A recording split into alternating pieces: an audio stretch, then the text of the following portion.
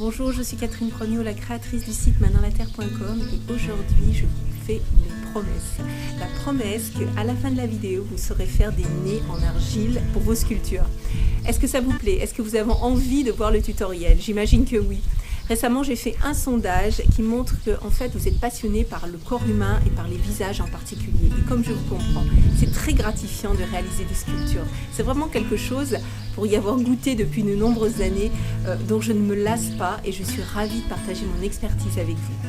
Alors, dans cette vidéo, vous allez donc retrouver deux nez. Je vais vous montrer comment faire un nez à taille humaine et un tout petit nez. Parce qu'en fait, j'ai remarqué que la plupart d'entre vous, vous faites des petits visages, des petites sculptures et c'est très compliqué de faire des petits détails. Alors, je vous montre les deux nez et à vous après de choisir et de réaliser enfin les sculptures dont vous serez fiers.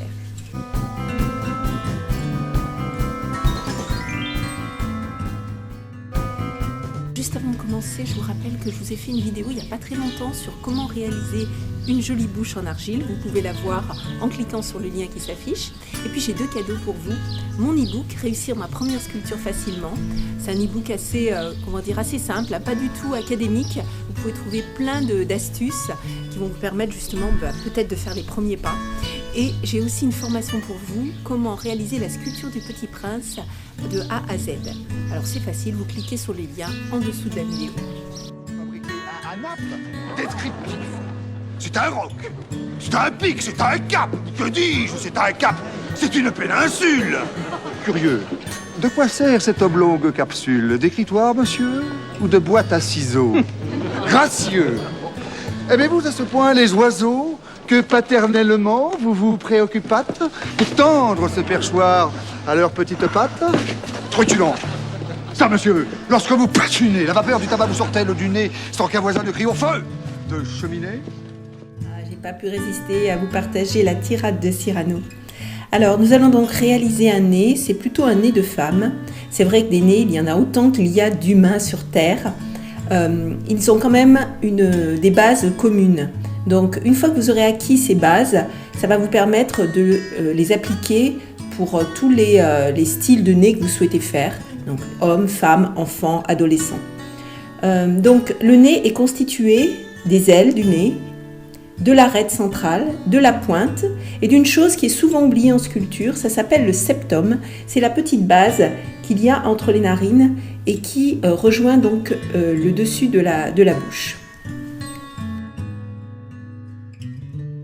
Comme souvent, pour commencer en sculpture, il est important de trouver la forme géométrique de base. D'ailleurs, j'en parle dans mon livre « Réussir ma première sculpture facilement ». Vous pouvez retrouver comment le fait de définir la forme principale géométrique de base vous permet de comprendre et de démarrer la sculpture.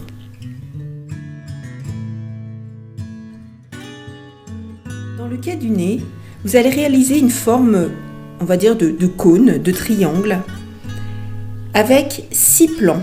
Ça, c'est très important parce que ces 6 plans, vous devez les retrouver jusqu'à la fin de la réalisation de votre nez. Alors bien sûr, ils seront moins évidents qu'au début, mais c'est vraiment les 6 plans qui constituent le nez.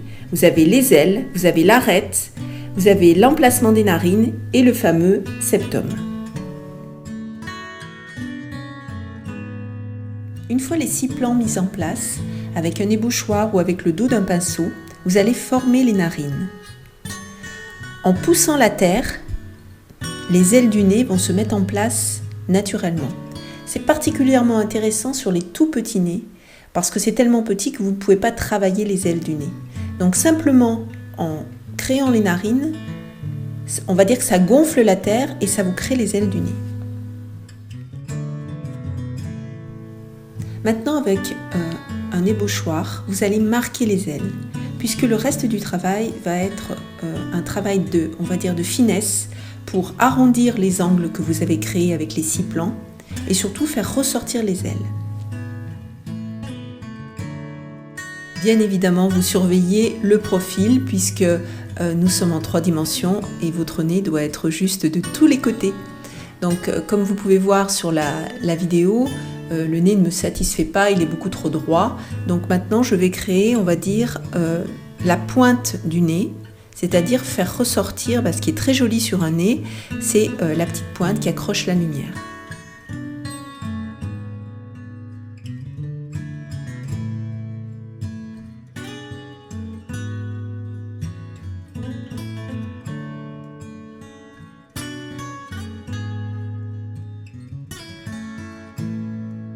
Maintenant, nous allons réaliser donc, le petit nez qui fait à peu près 5 mm de hauteur. Je sais que vous êtes nombreux à faire des petits visages et que les détails, c'est pas toujours évident. Ça, je suis d'accord avec vous. Donc en fait, vous allez partir sur le même principe que le nez à taille réelle. Vous allez créer vos 6 plans. Ensuite, vous allez donc, avec un petit pic en bois, pousser la terre et créer les narines, retravailler légèrement les ailes du nez et affiner le nez. Et vous allez obtenir un nez tout à fait correct, comme vous pouvez voir sur la vidéo.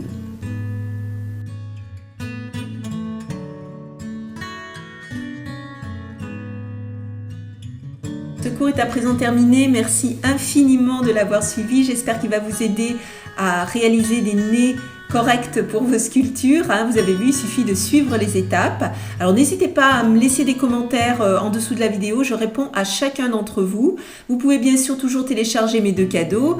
Le livre Réussir ma première sculpture facilement et la formation entièrement gratuite. Vous cliquez dans les liens en dessous de la vidéo. Abonnez-vous à la chaîne, comme ça vous êtes sûr de rien louper des tutoriels qui sortent. Et puis un petit j'aime, un petit pouce, ça fait toujours plaisir. À très bientôt.